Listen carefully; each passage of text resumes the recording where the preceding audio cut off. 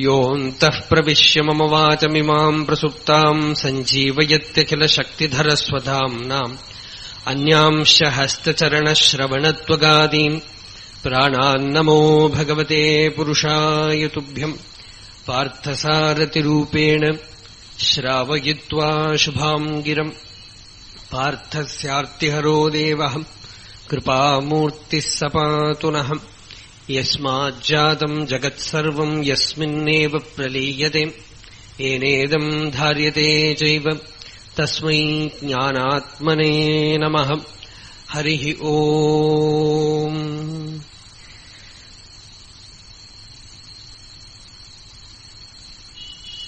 ഒരു ജീവനെ അനുഗ്രഹിക്കുന്നത് പല തരത്തിലാണ്. ലോകത്തില് സാധാരണയായിട്ട് എന്തെങ്കിലുമൊക്കെ ബുദ്ധിമുട്ട് വരുമ്പോ, കഷ്ടം വരുമ്പോ, വിഷമങ്ങൾ ഉണ്ടാകുമ്പോ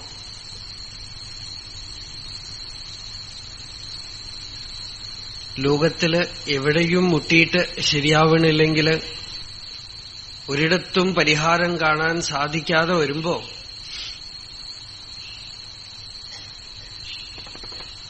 അപ്പൊ ഭഗവാന്റെ അടുത്ത് ഏതോ ഒരു രൂപത്തിൽ, ഏതോ ഒരു ഭാവത്തിൽ നമുക്ക് അതീതമായ ശക്തി, അത് ലോകത്തിൽ എവിടെ പോയാലും അവരവരുടേതായ പേര്, അവരവരുടേതായ ഭാവം, അവരവരുടേതായ രൂപം, ഏതോ ഒരു രൂപത്തിൽ ആ ശക്തിയെ ആശ്രയിക്കുന്നു. പക്ഷേ സാധാരണ ആ കഷ്ടം നിവൃത്തിയായി കഴിഞ്ഞാൽ അപ്പോ ഉണ്ടായിരുന്ന ഭക്തി ഉണ്ടാകും. പക്ഷെ അത്രയധികം അതിന് ദാർഢ്യം, ഇന്റൻസിറ്റി ഉണ്ടാവില്ല.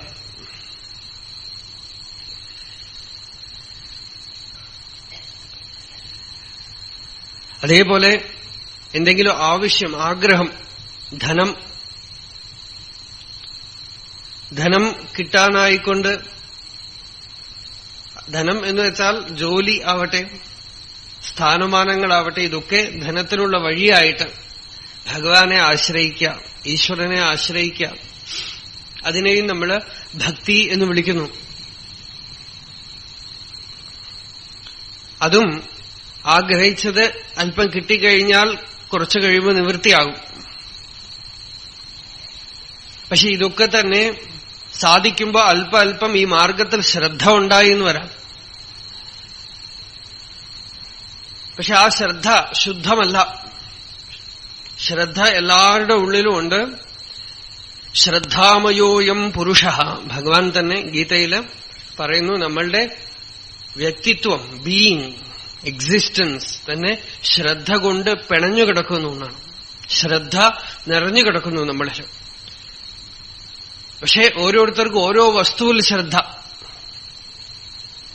യാദൃശീ ശ്രദ്ധ സിദ്ധിർഭവതി താദൃശി. ശ്രദ്ധ എവിടെ ഉണ്ടോ അതിനനുസരിച്ച് അവന്റെ ധ്യാനം, സങ്കല്പം, അതിനനുസരിച്ച് കർമ്മം ചെയ്യും, അതിനനുസരിച്ചുള്ളത് സമ്പാദിക്കും. പണമാണ് ശ്രദ്ധയെങ്കിൽ പണം സമ്പാദിക്കും. പേരും പ്രസിദ്ധിയുമാണെങ്കിൽ അത് സമ്പാദിക്കും. വ്യാധി വരുമ്പോ, ആരോഗ്യത്തിൽ ശ്രദ്ധ വരുമ്പോ ആരോഗ്യം സമ്പാദിക്കും. അപ്പൊ ശ്രദ്ധ എങ്ങോട്ട് തിരിയുന്നോ അതിനെ നേടിക്കൊടുക്കാനുള്ള ശക്തി ഈ ശ്രദ്ധയ്ക്കുണ്ട്. പക്ഷെ ലൗകികമായി എന്തെങ്കിലും വിഷമങ്ങൾ വന്ന്, എന്തെങ്കിലും ബുദ്ധിമുട്ടുകൾ വന്ന്, കഷ്ടങ്ങൾ വന്ന് ഭഗവാന്റെ അടുത്ത് പോകുമ്പോ ആ കഷ്ടം നിവൃത്തിയായി കഴിഞ്ഞാൽ ഭഗവാനും നിവൃത്തമാവും, ഈശ്വരനും നിവൃത്തമാവും, ഭക്തിയും നിവൃത്തമാവും. പൂർണ്ണമായി പോവില്ല, അതിന്റെ വാസന കിടക്കും. അതുകൊണ്ടാണ് ഋഷികൾ ആ മാർഗത്തിനെയും അംഗീകരിച്ചത്. അർത്ഥോ ജിജ്ഞാസുഹു അർത്ഥാർത്ഥി.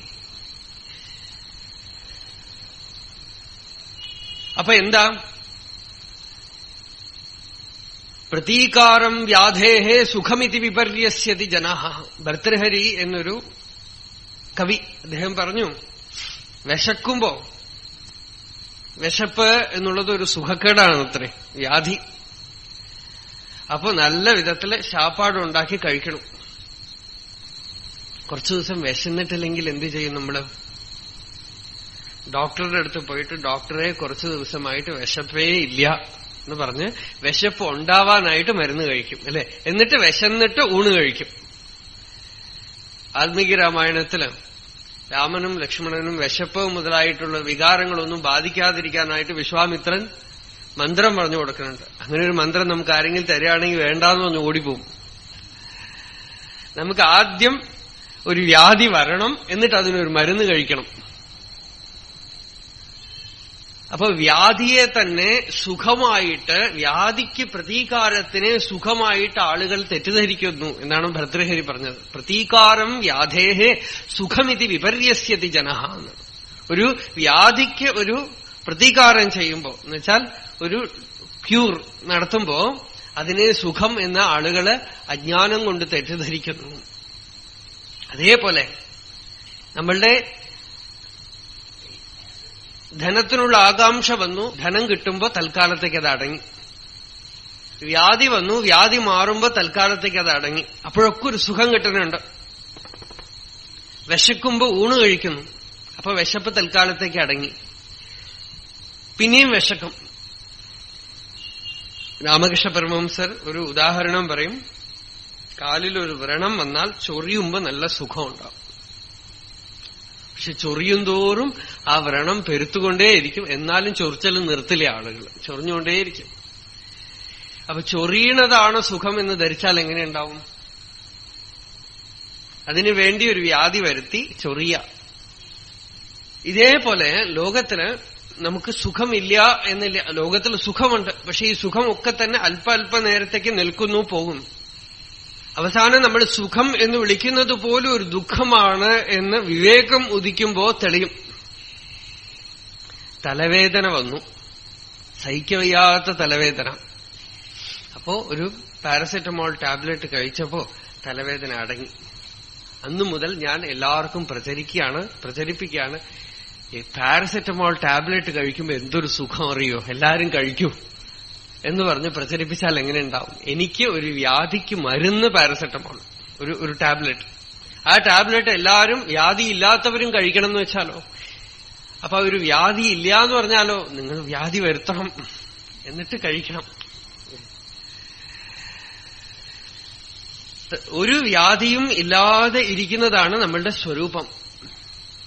പക്ഷേ വ്യാധി വരുത്തി അജ്ഞാനം കൊണ്ട് നമുക്ക് ഫിസിക്കലായിട്ടുള്ള വ്യാധികൾ എന്തോ ഒരു ഡിസോർഡർ കൊണ്ട് വരുന്നതാണ്. അതേപോലെ അകമയ്ക്കും അനേക വിധത്തിലുള്ള ആഗ്രഹങ്ങൾ, ആഗ്രഹം എന്നൊരു വ്യാധി, ആഗ്രഹം എന്നൊരു വ്യാധി. ഇതിപ്പോ സാധാരണ അവസ്ഥയിൽ പറഞ്ഞാൽ നമുക്ക് മനസ്സിലാവില്ല, കാരണം അത്രയധികം ഇത് കൂടിപ്പോയിരിക്കണം. ഒരു സൊസൈറ്റിയില് തലവേദന എന്നുള്ളത് ആൻസെസ്ട്രൽ ക്വാളിറ്റി ആയിട്ട് മാറിയാൽ എങ്ങനെ ഉണ്ടാവും ആലോചിച്ചു നോക്കൂ. പൈതൃകമായിട്ട് ഒരു കമ്മ്യൂണിറ്റി മുഴുവൻ ആണാണെങ്കിൽ അവർക്ക് തലവേദന രാവിലെ എണീറ്റാൽ കുറച്ചു നേരം ഉണ്ടാവും, എന്നിട്ട് മരുന്ന് കഴിക്കുമ്പോൾ തലവേദന പോകും. ദിവസം തലവേദന വരികയും മരുന്ന് കഴിച്ച് തലവേദന മാറ്റുകയും അപ്പോൾ ഒരു സുഖം ഉണ്ടാവുകയും അതിനുവേണ്ടി അവർ പലതരം മരുന്നുകൾ കണ്ടുപിടിക്കുകയും ചെയ്യുന്ന ഒരു സമൂഹമാണെങ്കിൽ, തലവേദനയെ ഇല്ലാത്ത ഒരാൾ അവിടെ വന്നു, അയാൾ വന്ന് പറഞ്ഞു, നിങ്ങൾ എന്ത് വിഡ്ഢിത്തമാ കാണിക്കണത്, ഇങ്ങനെ തലവേദനിച്ചുകൊണ്ടിരിക്കണമല്ലോ എന്ന് പറഞ്ഞാൽ അയാളെ ഇവരെന്തു പറയും? പോടാ മടയാ, തലവേദന ഇല്ലാത്തൊരു ജീവിതമോ? ഞങ്ങൾ തലവേദന വന്നിട്ടില്ലെങ്കിൽ വൈദ്യന്റെ അടുത്ത് പോയിട്ട് തലവേദന വരാൻ ഒരു മരുന്ന് കഴിച്ചിട്ട് പിന്നെ മാറ്റും. നമ്മളൊക്കെ ചിരിക്കണം. നമ്മളൊക്കെ ചെയ്തുകൊണ്ടിരിക്കുന്നത് അതാണ്. നമ്മളൊക്കെ ചെയ്തുകൊണ്ടിരിക്കുന്നത് അതാണ്. അൺനാച്ചുറൽ ആയിട്ടുള്ള അനേകം വിധത്തിലുള്ള കുഴപ്പങ്ങൾ. It is not natural. പ്രകൃതമല്ലാത്തതായിട്ടുള്ള ചില ഡിസോർഡേഴ്സ്, അതിൽ നിന്നാണ് ആഗ്രഹങ്ങൾ ഉണ്ടാവുന്നത്. അല്ലെങ്കിൽ ആഗ്രഹമൊന്നും വേണ്ട. ഭഗവാൻ തന്നെ ഗീതയിൽ പറയണത് എന്താ അറിയോ? ആഗ്രഹിക്കാതെ ഇരുന്നാലും നിനക്ക് എന്തെന്തൊക്കെ വേണോ അതൊക്കെ ഞാൻ ചെയ്തു തന്നോളാം. ചെയ്തു തന്നോളാന്ന് വെച്ചാൽ കൃഷ്ണൻ എന്തോ പാർഷ്യാലിറ്റി കാണിക്കലല്ല ഭക്തനോട്.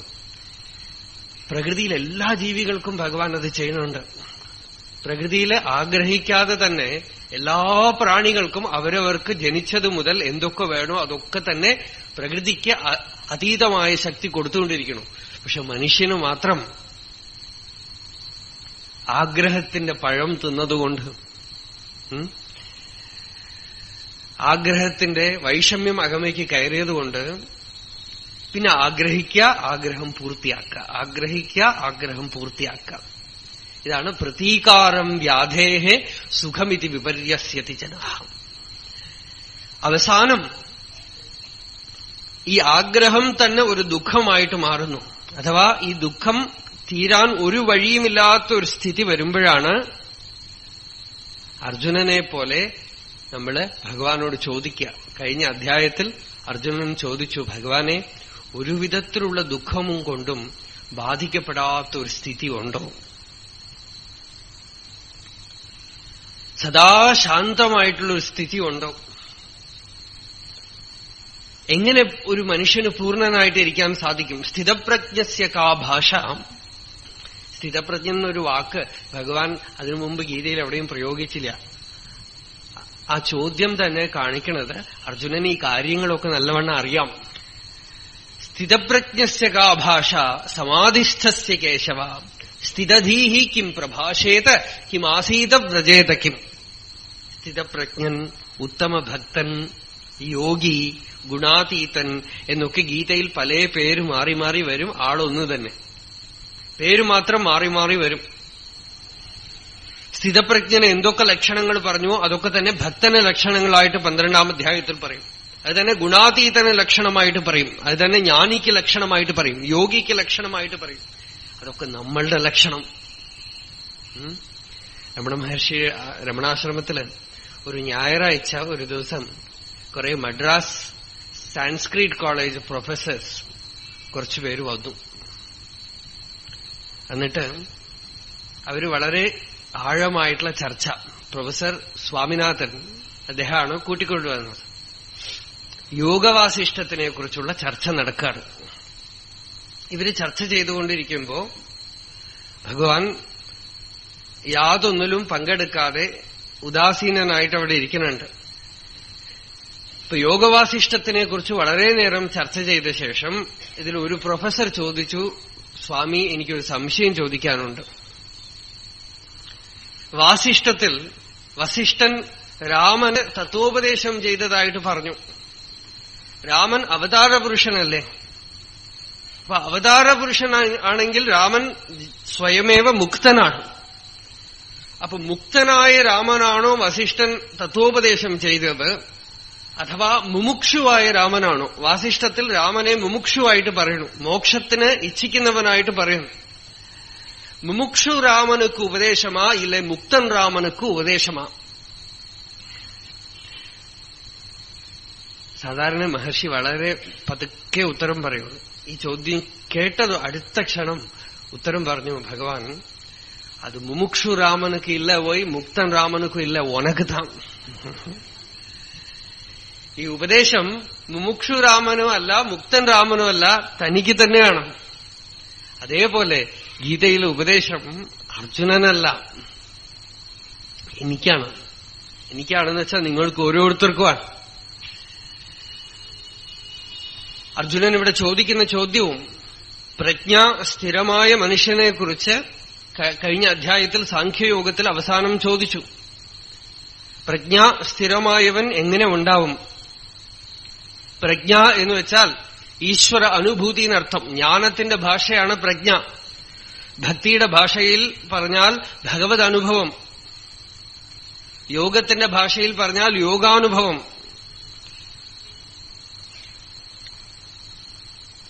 ഞാൻ വേറെ, ഈ പ്രപഞ്ചത്തിന് കാരണമായ സത്ത വേറെ എന്നുള്ള വ്യത്യാസം പോയത് തത്വമസ്യാദി വാക്യാഭ്യാം തത്വം പദാഭ്യാം അഭിധീയമാനയോ ബ്രഹ്മാത്മനോ ശോധിതയോ ഏകഭാവ അവഗാഹിനി നിർവികൽപ്പാച ചിന്മാത്രാ വൃത്തി പ്രജ്ഞേതി കഥ്യത്തെ. പ്രജ്ഞ എന്നുള്ളതിന് ആദിശങ്കര ഭഗവത്പാദരുടെ വ്യാഖ്യാനമാണ്. പ്രജ്ഞ എന്ന് വെച്ചാൽ നിർവികൽപ്പാച ചിന്മാത്രാ വൃത്തി.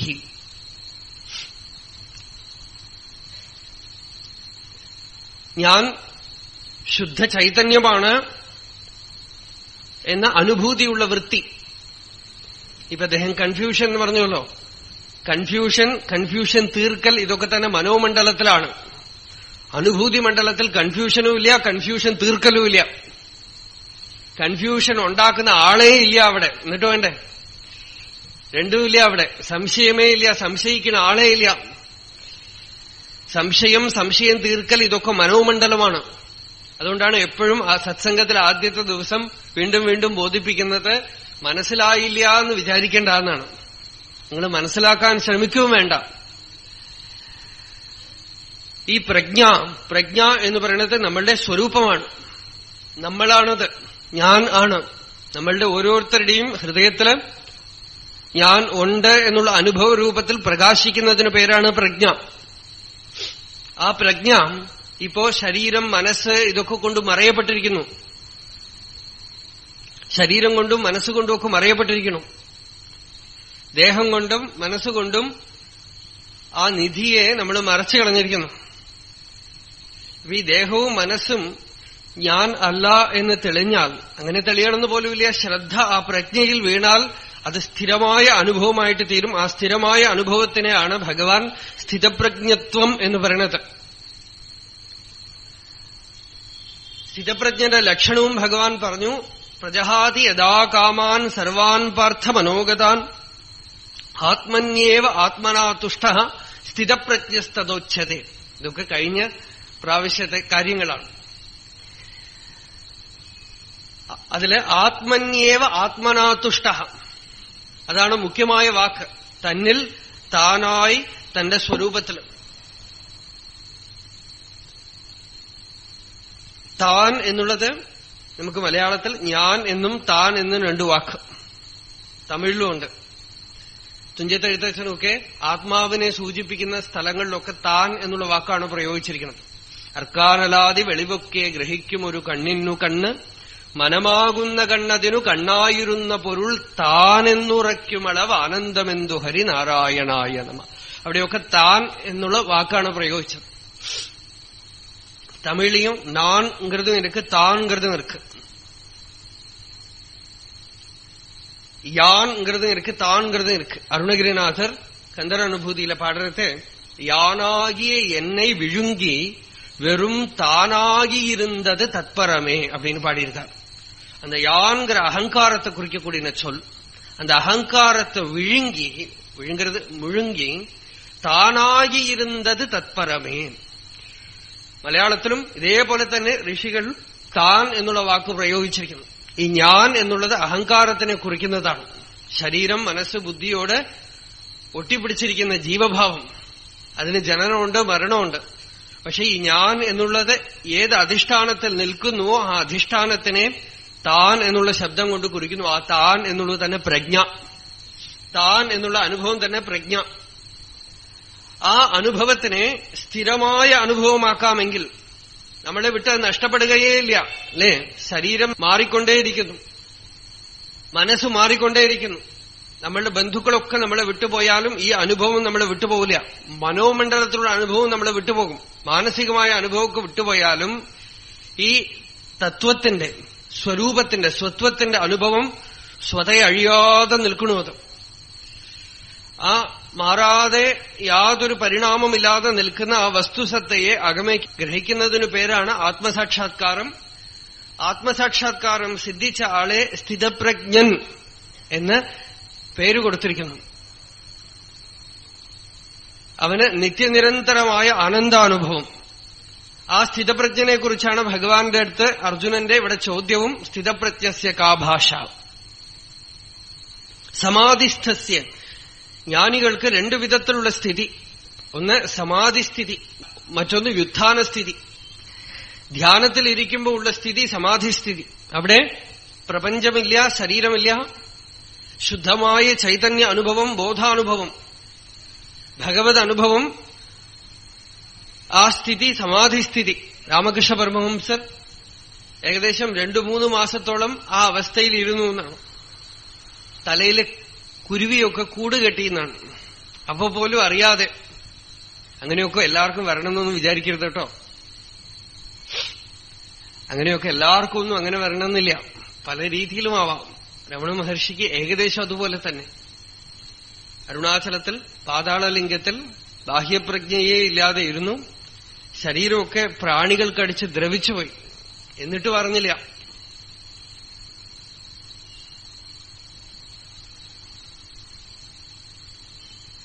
ആ സ്ഥിതി സമാധിസ്ഥിതി, ധ്യാനസ്ഥിതി.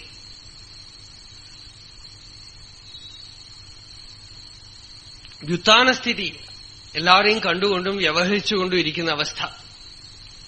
ഇവിടെ രണ്ടിനെക്കുറിച്ചും അർജുനൻ ചോദിച്ചു. സമാധിസ്ഥസ്യ സ്ഥിതധീഹി കിം പ്രഭാഷേത, സമാധി വിട്ടുണർന്ന ജ്ഞാനി വർത്തമാനം പറയുവോ, കിം ആസീത എല്ലാരെയും പോലെ ഇരിക്കുവോ, വ്രജേത ചലിക്കുവോ, അയാൾക്ക് വരവ് പോക്കോ ഒക്കെ ഉണ്ടോ? കിം ആസീത കിം വ്രജേത കിം,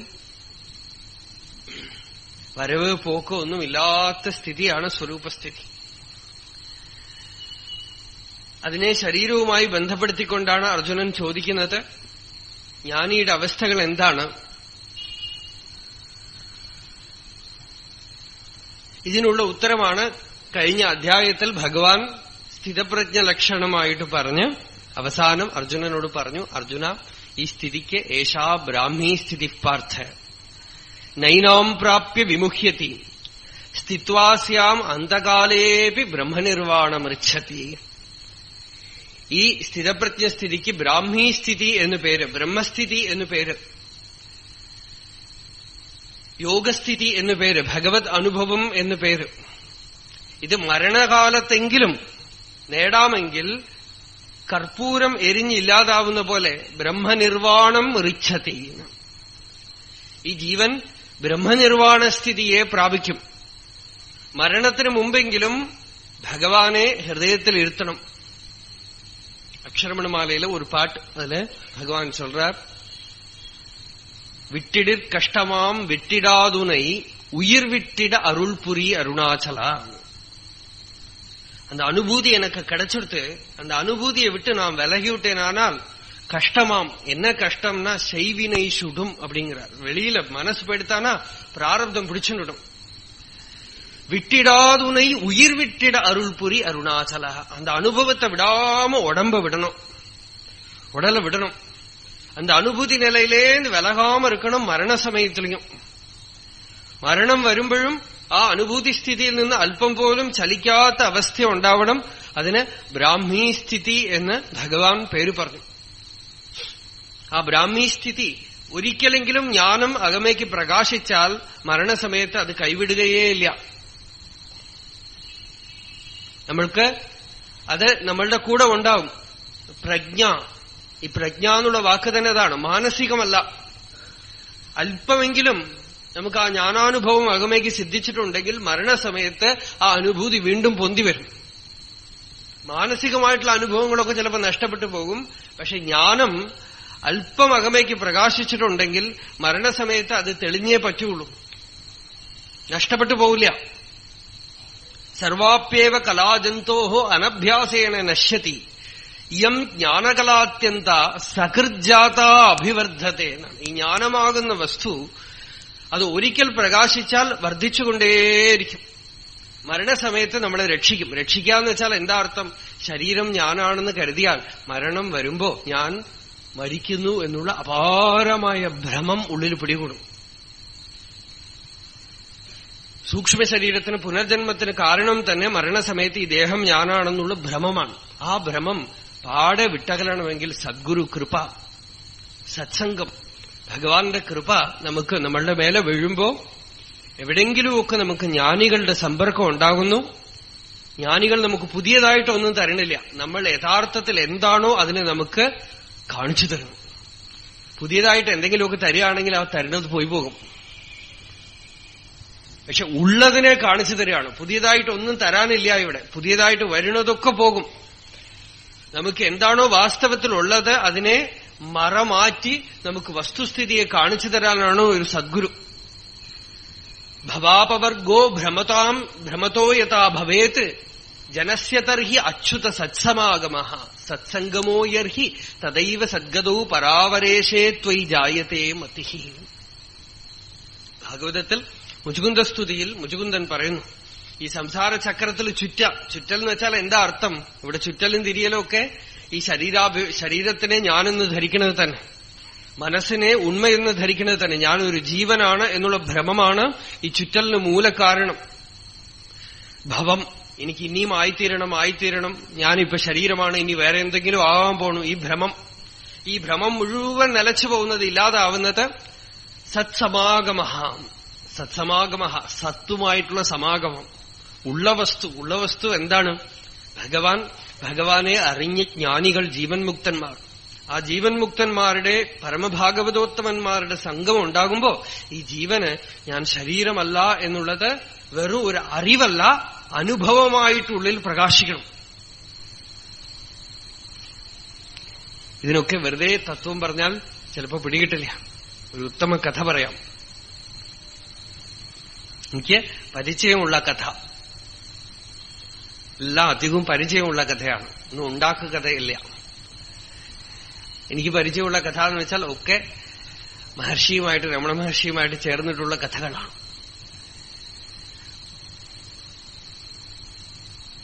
രമണാശ്രമത്തില് അടുക്കളയില് നടേശയ്യർ എന്ന് പറഞ്ഞൊരു പാചകക്കാരനുണ്ടായിരുന്നു. ഹാൾ നടേശയ്യർന്ന് ചൊല്ലുക അവര്. ഹാൾ നടേശയ്യർ தான் കേപ്പ. ടോക്സ് വിത്ത് രമണ മഹർഷിയില് അദ്ദേഹം ചില ചോദ്യങ്ങളൊക്കെ ചോദിക്കുന്നുണ്ട്. വളരെ ഇമ്പോർട്ടന്റ് ആയിട്ടുള്ള ചില ക്വസ്റ്റ്യൻസ് ഉണ്ട്. അദ്ദേഹം ചിദംബരത്തിൽ ജനിച്ച ആളാണ്. ചിദംബരത്തിൽ ജനിച്ച് ചിദംബരത്തിൽ വളരെ ദരിദ്ര കുടുംബത്തില് ജനിച്ചു വളർന്നു. വിവാഹിതനായി.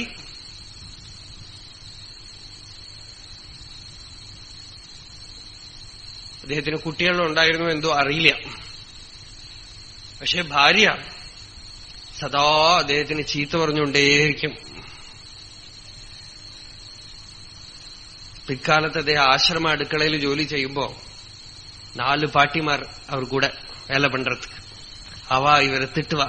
அப்ப இவர் சொல்லுவார், ஒரு பொம்மநாட்டின்னு தப்பிச்சுக்கணும்னு ஓடி வந்து 4 பொம்மநாட்டிகள் கிட்ட மாட்டின்னு இருக்கேன்.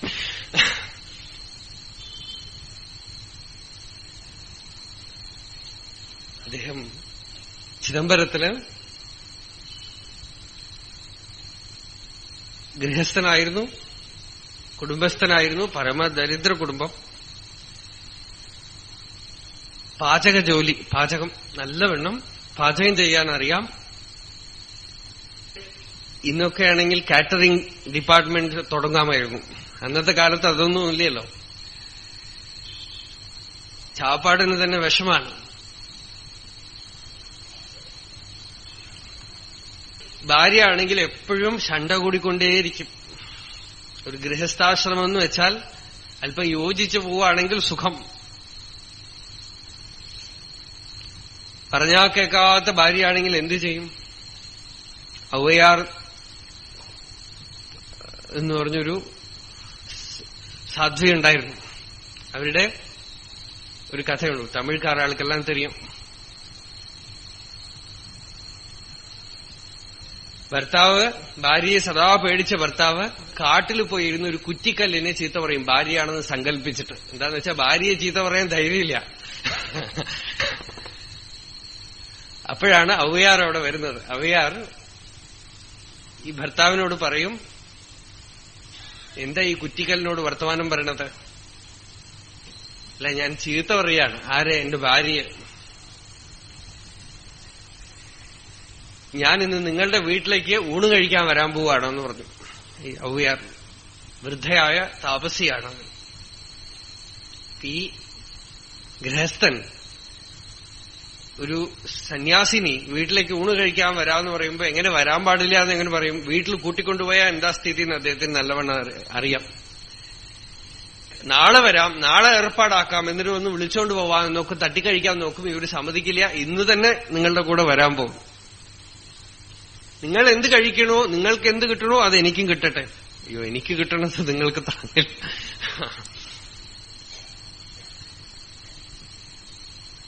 വീട്ടിലേക്ക് കൂട്ടിക്കൊണ്ടുപോകും. ഭാര്യയുടെ കാല് പിടിച്ച് കൈ പിടിച്ച് ഈ വൃദ്ധയെ ഉമ്മർത്തിയിരുത്തി അവസാനം അകത്ത് കൂട്ടിക്കൊണ്ടുപോകും. ഇത് മുഴുവൻ ഔവയാറുടെ പാട്ടിൽ തന്നെ വരുന്നുണ്ട്. അവസാനം അകത്ത് കൂട്ടിക്കൊണ്ടുപോകുമ്പോ ഇന്നൊരു ദിവസം ചോറിടാം, തിന്നിട്ട് മിണ്ടാതെ പോകണമെന്ന് പറയൂ ആ വൃദ്ധയോട് എന്ന് പറഞ്ഞിട്ടാണ് ഭാര്യയെ സമ്മതിക്കണത്. ഇല വെച്ചു രണ്ടുപേർക്കും.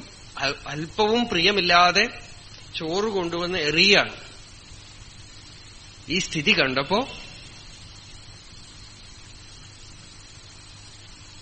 ഊണ് കഴിക്കാതെ ഇരിക്കുകയാണ് വൃദ്ധ.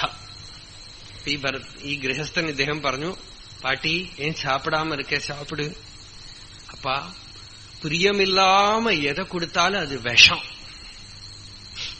ரமண பகவான் 2 விஷயங்கள் சொல்லுவார். ஒன்று சாது உச்சிஷ்டம். சாதுக்கள் சாப்பிட்டு உச்சிஷ்டம் கிடைச்சதுன்னா பிரசாதம்னு ஒரு நினைப்பு இருக்கு இல்லையா?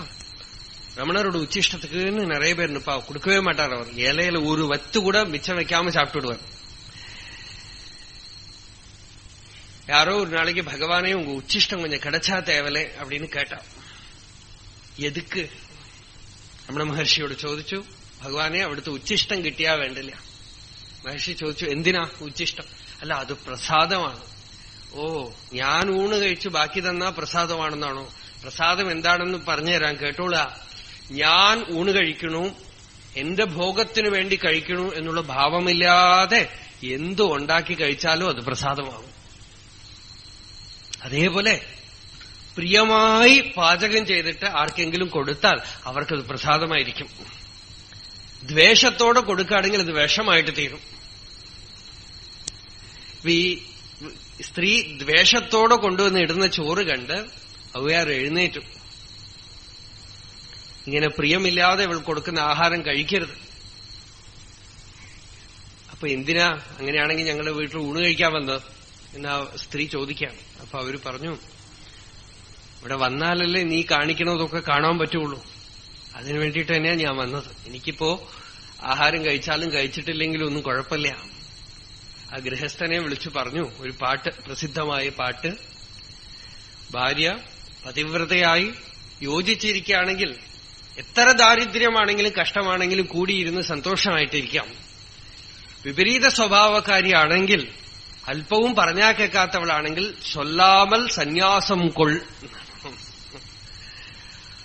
അടുത്തും പറയാതെ സന്യാസം സ്വീകരിച്ച് പുറപ്പെടുക എന്നാണ്. ഇതൊരു പാട്ടാണ്. ഭാര്യ അങ്ങോട്ട് പറഞ്ഞാ കേൾക്കാത്തവളാണെങ്കിൽ അപ്പൊ തന്നെ ഇറങ്ങി പുറപ്പെടുക എന്നാണ്.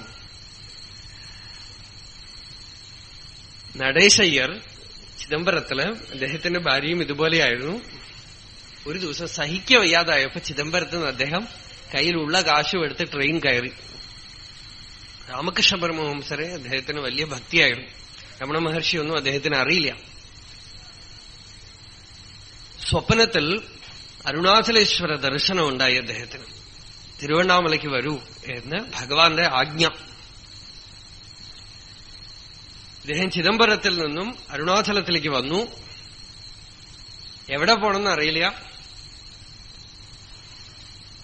ഭഗവാന്റെ ആജ്ഞ എന്താണ്? നേരെ ക്ഷേത്രത്തിലേക്ക് വരാൻ.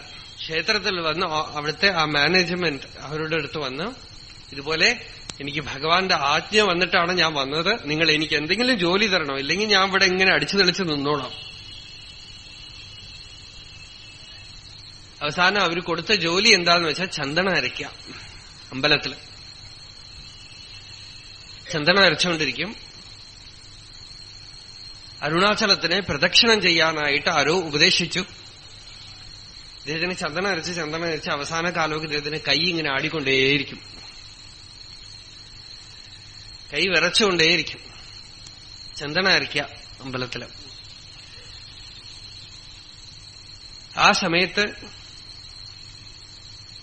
ഒരു ദിവസം മഹർഷിയൊക്കെ ഗിരിപ്രദക്ഷിണം ചെയ്യുന്ന സമയം 1928 രമണ ഭഗവാൻ ഗിരിപ്രദക്ഷിണം ചെയ്യുന്നത് നിർത്തി.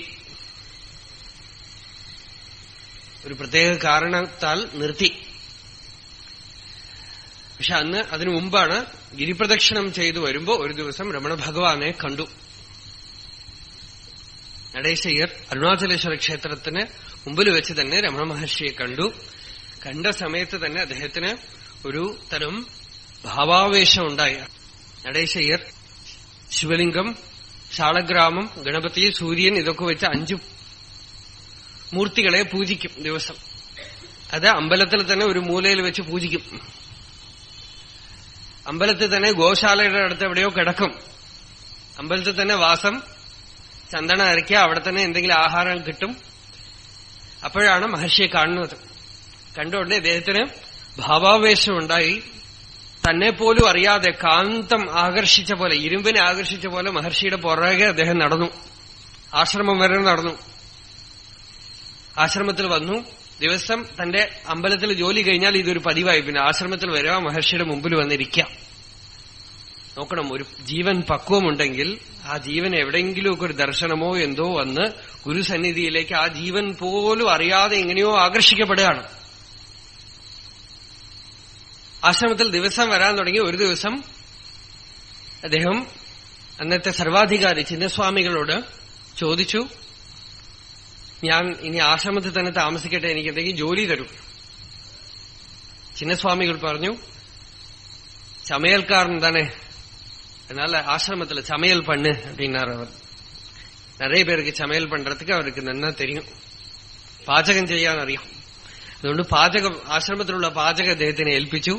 വളരെ സന്തോഷമായി. അല്പസമയമേ, അപ്പോ അടുക്കള പാചകമാണെങ്കിൽ വളരെ കുറച്ച് സമയമേ മഹർഷിയുടെ കൂടെ കിട്ടുകയുള്ളൂ. പക്ഷെ ഒരു ഭാഗ്യം അവർക്ക് കിട്ടും. എന്താന്ന് വെച്ചാൽ രാവിലെ 2:30-3 മണിയൊക്കെ ആവുമ്പോ ഭഗവാൻ ചിലപ്പോ പാചകശാലയിലേക്ക് കയറി ചെല്ലും. ഇവരുടെ കൂടെ ഇരുന്ന് പച്ചക്കറി നുറുക്കും, പഴയ കഥകളൊക്കെ പറയും, പല കാര്യങ്ങളും ഉപദേശിച്ചു കൊടുക്കും. ഒരു ദിവസം നടേശ്വരർ അവിടെ ഉള്ളപ്പോഴായിരിക്കണം, ഒരു വൃദ്ധ ചോദിച്ചു, ഭഗവാനെ, ചിലരൊക്കെ മരിക്കണ സമയത്ത് ഭഗവാനെ ധ്യാനിച്ചുകൊണ്ട് ആത്മധ്യാനത്തോടുകൂടെ ശരീരം വിടണം എന്ന് പറയുന്നുണ്ടല്ലോ, പക്ഷെ അത് നമ്മളുടെ കയ്യിലുണ്ടോ എന്ന് ചോദിച്ചു. അപ്പൊ മഹർഷി 2 കാര്യം പറഞ്ഞു.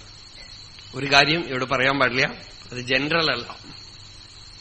മറ്റൊരു കാര്യം മഹർഷി പറഞ്ഞത്, സ്വരൂപ വിചാരം ചെയ്ത് ഞാൻ ആരാണ്, എന്റെ സ്വരൂപം എന്താണ് എന്ന് ആഴ്ന്ന ധ്യാനം ഏർപ്പെട്ട് ഒരിക്കലെങ്കിലും ഈ ശരീരം, മനസ്സ് ഇതൊന്നും ഞാനല്ല, ഞാൻ ശുദ്ധപ്രജ്ഞയാണെന്നുള്ള ഒരു ചെറിയ ഒരു ഗ്ലിംസ് അകമയ്ക്ക് ഉണ്ടാകുകയാണെങ്കിൽ ആ ഗ്ലിംസ്, അത് തന്നെ പ്രജ്ഞ, ജ്ഞപ്തി. ആ ജ്ഞപ്തി നമ്മളെ വിട്ടു പോവുകയേ ഇല്ല. ആ ജ്ഞപ്തി മരണസമയത്ത് നമ്മളെ രക്ഷിച്ചോളും. അല്ലാതെ മരണസമയത്ത് നമ്മളുടെ അഹങ്കാരത്തിന് ബലം വെച്ചുകൊണ്ട് ഭഗവത് ധ്യാനം ചെയ്യാൻ പറ്റില്ല. ശരീരത്തിന് ആരോഗ്യമുള്ളപ്പോ, ബുദ്ധിക്ക് തെളിച്ചമുള്ളപ്പോ തന്നെ ഭഗവാനെ ധ്യാനിച്ച് ഭഗവാൻ നമ്മളെ പിടിച്ചോളണം. നമ്മൾ ഭഗവാനെ പിടിക്കുന്നത് ആദ്യം, പിന്നെ ഭഗവാൻ നമ്മളെ പിടിച്ചോളണം. ഭഗവാൻ നമ്മളെ പിടിച്ചാൽ പിന്നെ നമ്മൾ ഭഗവാനെ വിട്ടാലും കുഴപ്പമില്ല. ഇതൊക്കെ നമ്മൾ ഭഗവാൻ എന്നൊക്കെ പറയുമ്പോ എന്താണ്, നമ്മുടെ സ്വരൂപം എന്ന് ജ്ഞാനഭാഷയിൽ പറയുന്നു, അത്രയേ ഉള്ളൂ. ഈ ജീവന്റെ അഹങ്കാരക്ഷയം ഏർപ്പെട്ടു തുടങ്ങിയാൽ മരണസമയത്ത് ഭഗവത് അനുഭവം ഉണ്ടാകും എന്ന് ഒരു സൂചന അടുക്കളയിൽ വെച്ച് മഹർഷി ഒരു വിധവ സ്ത്രീക്ക് കൊടുത്തു. 4-5 പാട്ടിമാരുണ്ടാ, എല്ലാം ரொம்ப പക്വികൾ. കുഴந்த കാലത്തിലേ കല്യാണം ആയി, 4-5 வயசுலயே பர்த்தாவை இழந்து, அப்புறம் அந்த காலத்திலேருந்து சின்ன வயசுலேருந்து தமிழ்ல இருக்கிற வேதாந்த கிரந்தங்கள், கைவல்ய நவநீதம், வாசிஷ்டம் அப்படியே இருந்து பழுத்தவா. അവളെല്ലാം കേൾക്കുന്ന കേൾവികൾ കൂടെ ரொம்ப ആഴമാ இருக்கும். ഒക്കെ പക്വികളായിട്ടുള്ളവരായിരുന്നു ഈ വിധവകളൊക്കെ. ചെറുപ്പത്തിൽ തന്നെ വിധവകളായി, പരമവിരക്തന്മാർ. അവർക്ക് ലോകത്തിലൊന്നും നേടാനില്ല. അപ്പൊ ഈ നടേശയ്യർ അന്നു മുതൽ വളരെ ജാഗ്രതയോടുകൂടെ സമയം കിട്ടുമ്പോൾ ഭഗവാന്റെ സന്നിധിയിൽ ചെന്നിരിക്കും. പക്ഷെ ഇദ്ദേഹത്തിന് ഒരേ ഒരു കുഴപ്പം, ദേഷ്യം വരും. ദേഷ്യം എന്നാൽ അദ്ദേഹം ആദ്യമൊക്കെ ചെയ്യുന്നത് കിടന്ന് ഉരുളും. അരുണാചല അരുണാചല ശിവ പാടിക്കൊണ്ട് ഉരുളും മണ്ണിൽ കിടന്നിട്ട്. ആരോടും ദേഷ്യപ്പെടാതിരിക്കാൻ വേണ്ടിയുള്ള ഒരു ടെക്നിക്ക്. മണ്ണിൽ കിടന്ന് ഉരുളും. ഒരു ദിവസം അദ്ദേഹം തീരുമാനിച്ചു, ദേഷ്യം വരാതിരിക്കാൻ എന്താ വഴി, രമണ ഭഗവാനോട് ചെന്ന് ചോദിക്കണം എന്ന് പറഞ്ഞ് അദ്ദേഹം പോയപ്പോ നോക്കണം, നമുക്ക് ചോദിക്കണം എന്നുള്ള ഇച്ഛ പോലും നമ്മളുടെ അല്ല എന്നുള്ളതിനൊരു തെളിവാണിത്. ചോദിക്കണം എന്ന് പറഞ്ഞ് പോയ ആള് അവിടെ ചെന്നപ്പോ ചോദിച്ചത്, സ്വാമി ഭഗവാനെ, ഞാൻ ഒരു അരുണാചല പ്രദക്ഷിണം പണിയിട്ട് വരട്ടുമാ அப்படின்னு കേട്ടുട്ടാർ അവർ. ചോദിക്കാൻ പോയത് ദേഷ്യപ്പെടാതിരിക്കാൻ എന്താ വഴിയെന്ന് ചോദിക്കാൻ പോയ ആള് അവിടെ പോയപ്പോ ഞാൻ ഒരു ഗിരിപ്രദക്ഷിണം ചെയ്യട്ടെ എന്ന് ചോദിച്ചു. അപ്പൊ ആ ചോദ്യം ചോദിക്കാനുള്ള സ്വാതന്ത്ര്യം പോലും നമുക്കില്ല എന്നർത്ഥം. தாராளமா பண்ணிட்டு வா, എന്നാ പണ്ണലാമേ, പണിയിട്ട് വാ. അന്നു മുതൽ ഇദ്ദേഹത്തിന് ദേഷ്യം വന്നാൽ അദ്ദേഹം ഗിരിപ്രദക്ഷിണം പോകും. ആ 4 മണിക്കൂർ കഴിയുമ്പോഴേക്കും ഒക്കെ തണുത്തിട്ട് ശാന്തമായിട്ട് തിരിച്ചു വരും. കാര്യമായിട്ട് വലിയ സാധനയൊന്നും അദ്ദേഹം ചെയ്യുന്നത് കണ്ടിട്ടില്ല. അടുക്കളയിൽ തീവ്രമായ ജോലി, സദാ ജോലി. ഈ വൃദ്ധകളൊക്കെ നല്ലവണ്ണം പണിയെടുപ്പിക്കുകയും ചെയ്യും. അദ്ദേഹം പണിയെടുക്കുകയും എന്തു പറഞ്ഞാലും ചെയ്യും. മെലിഞ്ഞ ശരീരം കുടുകുടുകുടുകുടുന്ന് ഓടിക്കൊണ്ടേയിരിക്കും. എന്തെങ്കിലുമൊക്കെ നടേശയ്യർ കൊഞ്ചം ടീ വേണമേ அப்படின்னு കേട്ടാ ഓം அப்படின்னு പറഞ്ഞു. എന്നെ കേട്ടാലും ഓം அப்படின்னு. എല്ലാത്തിനും അദ്ദേഹത്തിന്റെ ഉത്തരം ഓം എന്നാണ്. ഓം എന്ന് പറഞ്ഞ് ഓടിപ്പോയി എടുത്തോണ്ട് വരും. വളരെ സിമ്പിൾ ആയിട്ടുള്ള ആള്.